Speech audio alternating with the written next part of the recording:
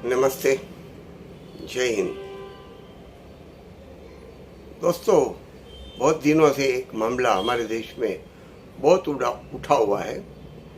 वो मामला है अमेरिका की एक संस्था हिंडनबर्ग ने हमारे एक उद्योगपति, जो दुनिया के 2 नंबर के उद्योगपति थे, उनके ऊपर वो एक रिपोर्ट छापी है। और वो रिपोर्ट में ऐसा कहा गया है कि उन्होंने अनैतिक तरीके से, बेकानूनी तरीके से अपनी मिल्कियत बढ़ाई है, अपनी कंपनियों को फ़ायदा पहुंचाया है और इसलिए वो बेकानूनी, अनैतिक है।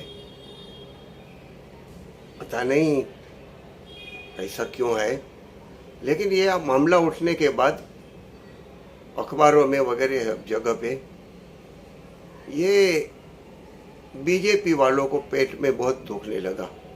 वो उस मामले को दबाने के लिए हर तरह के प्रयत्न करने लगे। वो इस तरह से प्रयत्न कर रहे हैं जैसे ये पूरा मामला मोदी जी के विरुद्ध हो, अदानी के विरुद्ध है मामला। तो ये कोई मोदी जी के विरुद्ध तो है ही नहीं, लेकिन बीजेपी वाले इस मामले को इस तरह से ट्रीट कर रहे हैं कि जैसे ये देश के ऊपर हमला है, देश के ऊपर आक्रमण है। अदानी के ऊपर आक्रमण या अदानी के ऊपर आक्षेप, अदानी के ऊपर सवाल, ये देश के ऊपर आक्रमण कैसे हो सकता है? देश के ऊपर हमला कैसे हो सकता है? क्या अदानी ही देश है? क्या अदानी ही भारत है? पता नहीं। इस तरह से ये जो प्रचारित किया जाता है, देश के लिए बहुत खतरनाक बात है। ठीक है, अब जो भी है वो, लेकिन एक बात ध्यान में आ रही है कि संसद में जब यह मामला उठता है तो बीजेपी वाले इस मामले को दबाने के लिए हर तरह के प्रयत्न कर रहे हैं। इस तरह से कर रहे हैं जैसे ये मोदी जी का मामला हो। अब मोदी जी जैसा ईमानदार, प्रामाणिक, देशभक्त और त्यागी पुरुष कभी भी ऐसे कोई बेकानूनी काम में, अनैतिक काम में जुड़ेंगे नहीं और कोई ऐसे खोटे काम वो करेंगे नहीं। उन्होंने तो शादी नहीं की है, देश के लिए अपनी कुर्बानी दी है। शादी की थी, सॉरी, शादी की थी, लेकिन शादी के बाद अपनी पत्नी का त्याग करके देश सेवा के लिए निकल पड़े।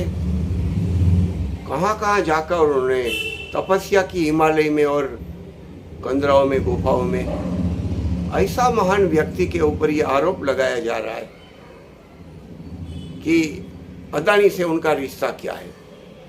अरे भाई, जो भी रिश्ता है देश के लिए होगा ना। वो थोड़े ही बेईमान आदमी है कि अदानी को कोई अनैतिक तरीके से फायदा पहुंचाएंगे।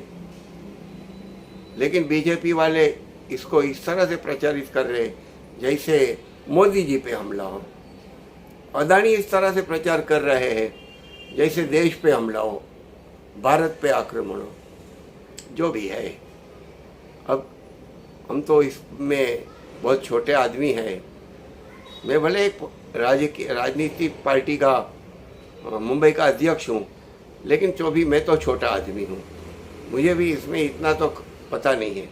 लेकिन मुझे एक बात पता है, मोदी जी बहुत प्रामाणिक है, बहुत ईमानदार है, बहुत नैतिक है। जब ऐसे आदमी के ऊपर आरोप लग रहे हैं तो उसकी सानिसा, उसकी चौकसी, उसकी जांच पड़ताल तो होनी चाहिए। सुप्रीम कोर्ट ने एक कमेटी बनाई है, लेकिन वो एक मर्यादित बातों पे तलाश करने वाली, जांच पड़ताल करने वाली है। जो सरकारी एजेंसियां काम नहीं कर रही है अदानी मुद्दे पर, उसके ऊपर सुप्रीम कोर्ट काम करने वाली है। लेकिन ये आरोप मोदी जी के ऊपर है, और मोदी जी के ऊपर जो आरोप है उसको जो भी फैसला करना है वो तो संसद ही कर सकती है ना, क्योंकि राहुल गांधी ने संसद में, लोकसभा में, और मल्लिकार्जुन खड़गे ने राज्यसभा में सवाल पूछे हैं।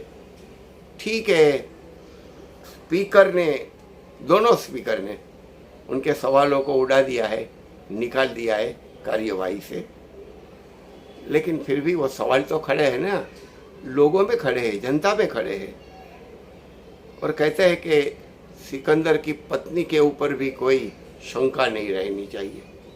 ठीक है, मोदी जी ने अपनी पत्नी को छोड़ दिया है, लेकिन वो सिकंदर से भी बढ़ के नेता है, लीडर है, और उनके ऊपर जो आक्षेप है, जो आरोप है, उसकी जांच पड़ताल संसद करेगी। संसदीय जॉइंट पार्लियामेंट्री कमेटी जेपीसी करेगी, तो बुरा क्या है? ऐसे प्रामाणिक आदमी को इस तरह से प्रताड़ित करना, उनके चरित्र का हनन करना, ये भी गलत बात है। ठीक है, हमारा मीडिया बहुत अच्छा है, एक शब्द भी इसके ऊपर नहीं बोलता। कांग्रेस के समय में मीडिया ने कितना शोर मचाया था, कितना, और वो सब जो आरोप लगाए थे उस समय मीडिया वालों ने, आज वही सभी केस से वो सभी आरोपी निर्दोष छूट गए हैं। क्या हुआ? कुछ नहीं हुआ। बहुत आरोप से बहुत कुछ हुआ, केस हुए, जेल हुई, छूट गए, और कोर्ट में वो मामला मिट गया 9 साल के अंदर। जो आरोपी थे उसमें से कुछ लोग बीजेपी में भी चले गए, बहुत परिशुद्ध लोग थे ना वो बेचारे, उनके ऊपर खोटे आरोप बीजेपी वालों ने लगाए थे। और फिर ठीक है, वो तो एक वॉशिंग मशीन है, वहाँ जो भी पापी है वो शुद्ध हो जाता है अंदर जाने से, चाहे नारायण राणे हो, चाहे वो आसाम का मुख्यमंत्री, क्या नाम भी भूल गया मैं, या यहाँ हमारे महाराष्ट्र के शिंदे, ऐसे बहुत है। हरियाणा में चौथाला, मध्य प्रदेश में भी, यूपी में भी, ऐसे कई नेता है, बंगाल में भी बहुत नेता है जो आरोपी थे। भाजपा वालों ने आरोप लगाए थे, ये चोर है, ये भ्रष्ट है, और वो भाजपा में जाने के बाद वो शुद्ध हो गए। और ऐसे ही मोदी जी है, ये तो जेपीसी बिठाई जाए और जेपीसी के जरिए जांच की जाए कि मोदी जी ने एक भी कुछ भी बेकानूनी काम नहीं किया है। हाँ, अगर मोदी जी ने पार्टी के लिए चंदा लिया होगा तो वो दिखा देवे, वो कह दे कि मैंने पार्टी के लिए चंदा लिया है। अगर मोदी जी ने और कोई संस्थाओं में वो पैसा बांट दिया हो, दे दिया हो, तो वो भी मोदी जी बोल दे।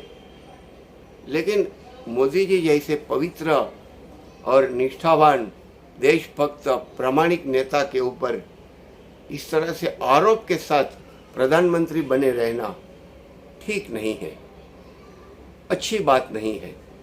और इसलिए मैं ये मांग कर रहा हूँ कि मोदी जी, आप शुद्ध है, अच्छे इंसान है, पवित्र है, देशभक्त है, नैतिक है, तुरंत ही जाए, ये जो जॉइंट पार्लियामेंट्री कमेटी की मांग है उसको मंजूर किया जाए, उसको पूरा मदद की जाए, आपको पाक साफ, पवित्र, निर्दोष जाहिर करने के लिए।